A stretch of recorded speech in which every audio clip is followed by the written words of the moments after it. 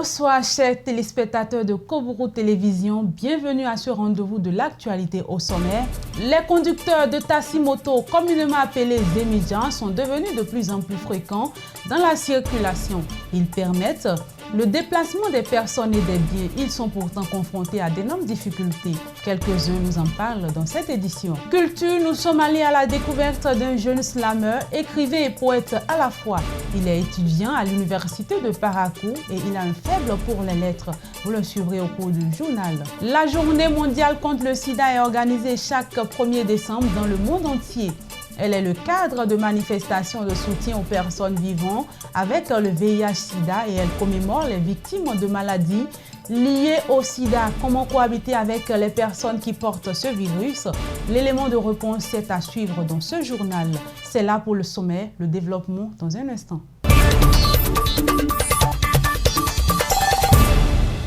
Je vous le disais en titre, établi en 1988 par l'Organisation mondiale de la santé et approuvé par l'Assemblée générale des Nations unies, la Journée mondiale de lutte contre le sida a lieu tous les 1er décembre de chaque année. Elle est l'occasion d'une mobilisation mondiale contre le VIH-Sida où les actions d'information, de prévention et de sensibilisation sont conduites. Aujourd'hui, plus de 36 millions de personnes vivent avec le VIH dans le monde. Mariette Quintor et Karsten Kesso. Le VIH est une maladie causée par le virus d'immunodéficience humaine qui, une fois contracté, détruit tout le mécanisme du corps humain, exposant ainsi la personne aux infections qui font nid au sida. Même s'il n'est pas rare aujourd'hui de constater que les personnes vivant avec le VIH-Sida sont laissées pour compte dans la société, certaines personnes, par contre, n'éprouvent aucune difficulté à cohabiter avec eux. Collaborer avec un Sidien, c'est la moindre des choses qu'on peut faire. On peut tout faire, manger ensemble, parler, faire tout. Au début, j'aurais peur et avec le temps, je vais commencer par cohabiter. La belle preuve, on cohabite avec des gens, on ne sait pas s'ils sont des Sidiens, mais on reste avec eux sans savoir. À la question de savoir si l'on pourrait réellement cohabiter avec un porteur du virus du sida, un spécialiste des questions du VIH nous répond. On peut dire que quand on comprend les voies de contamination, on peut vivre avec une personne vivant avec le VIH, même dans le même lit. On peut dormir avec lui. Tout ça, on ne peut pas contracter le virus. Parce que le virus se contracte par 3 voies. Il n'y en a pas 4, c'est 3. Soit vous avez des rapports sexuels non protégés avec la personne, et vous pouvez contracter le virus, ou soit vous partagez avec lui des objets tranchants. Donc, si vous n'êtes pas dans ces conditions, vous pouvez utiliser les mêmes serviettes, boire de l'eau. Si la personne a bu de l'eau, vous pouvez boire de l'eau dans le même bocal. Vous pouvez l'embrasser, vous pouvez faire des accolades. Tout ça, il n'y a pas de problème. Éviter le multipartenariat sexuel, utiliser chaque fois et toutes les fois le préservatif, connaître son état sérologique, ce sont là quelques précautions à prendre pour réduire un tant soit peu ce mal. On les voit très souvent sur les motos, dans la circulation, au niveau des marchés, des hôpitaux habillés en maillot jaune, à la quête des clients. Eux, ce sont les conducteurs de taxi-moto, communément appelés Zémidjan.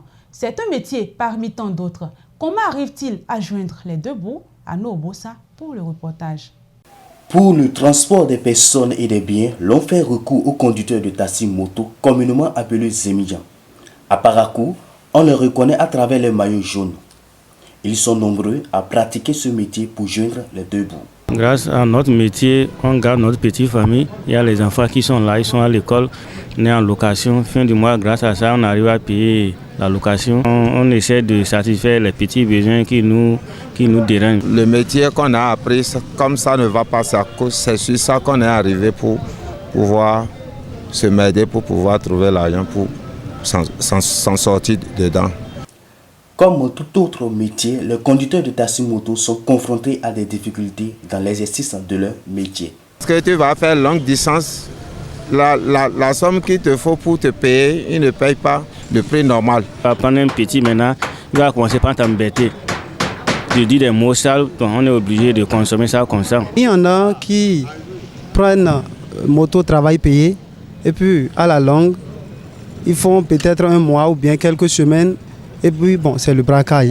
À la question de savoir si ce métier ne va pas disparaître avec le temps, ce citoyen répond.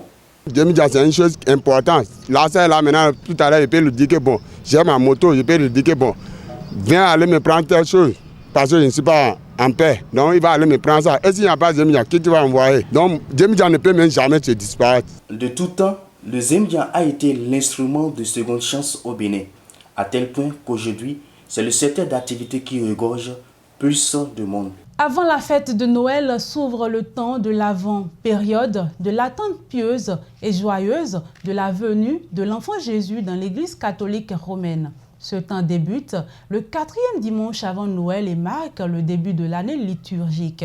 Quel est le bien fondé de cette période dans l'église catholique? Le père Oscar Tawema apporte des clarifications. Le temps de l'Avent qui s'écrit avec A-V-E-N-T, manifeste pour le catholique un temps d'attente et de joie aussi. Attente qui permet aux chrétiens de se préparer, de préparer son cœur pour accueillir le Fils de l'homme, le Fils de Dieu qui vient habiter nos cœurs, qui vient nous sauver. Le temps de l'Avent, ça commence justement le premier dimanche de l'Avent. Et ça s'étend sur 3 semaines. Et là, ça finit le 24 décembre nuit, avec la fête même du Christ, de la naissance, de la commémoration de la naissance du Christ. Voilà. Le chrétien est appelé à adopter des comportements justes, des comportements exemplaires, à vivre dans la vérité, à vivre dans la sincérité, à abandonner, comme nous le disait la lettre de Saint Paul aux Romains hier, à rejeter les œuvres des ténèbres, rejeter les activités des ténèbres, devenir des hommes justes, des hommes de lumière, porteurs de lumière, et vivre dans la vérité. Terminons ce journal avec cette information culture. Carlos Le Griot, un étudiant de l'université de Parakou, qui s'illustre dans l'univers de l'art en utilisant lettres et paroles pour dire plus haut ce que la majorité pense plus bas. 3 ans déjà qu'il s'est lancé dans ce monde et il s'y plaît bien. Nous sommes allés à la découverte de ce jeune homme visiblement plein d'avenir dans l'univers des lettres. Marcel Poti et Carsen Kesso pour plus de précision. La parole et les lettres, une histoire d'amour pour Carlos qui en a fait son art. À la fois slameur, poète et écrivain, Carlos est cet homme des lettres qui aisément et posément utilise la beauté des mots pour conscientiser nos politiques et contribuer ainsi à porter haut la voix des sans-voix. La plupart du temps, je parle éducation, je parle développement, je parle révolution. Mais la plupart de mes tests ne sont pas des tests idylliques. Je suis ce griot-là qui est là pour conscientiser, qui est là pour être la voix des sans-voix. Presque tous les jours que Dieu fait, j'essaie d'immortaliser ce jour avec un petit test. Et actuellement, j'ai un recueil de poèmes en cours, ça s'appelle Pot-pourri. J'ai un roman aux éditions Plume Junior d'Afrique. Des efforts qui rencontrent forcément quelques difficultés. Difficultés qui n'émoussent point sa vision, ses rêves. Il n'y a pas cette chose que vous faites dans ce monde et vous n'aurez pas de difficultés. Il n'y en a pas. À des moments donnés, c'est que vous avez des difficultés à réellement créer le test, à vous l'approprier et à le rendre ou des fois à l'adapter à l'auditoire.